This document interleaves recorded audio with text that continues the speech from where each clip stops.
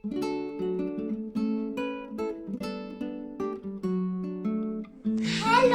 Everyone, मेरा नाम हार्दिक है और मैं आज आपको मैजिक बताना चाहता हूँ।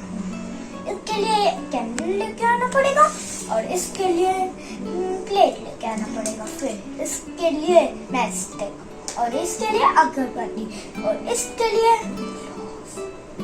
और ये इसके लिए एक छोटा।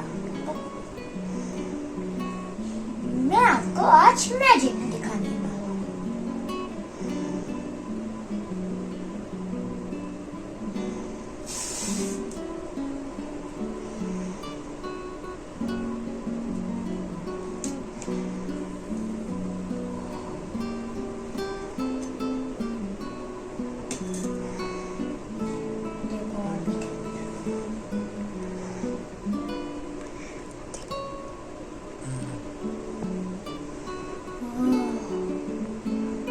तो क्या लर्न करा कि आपको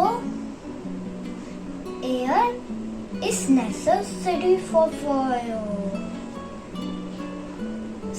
लाइक एंड सब्सक्राइब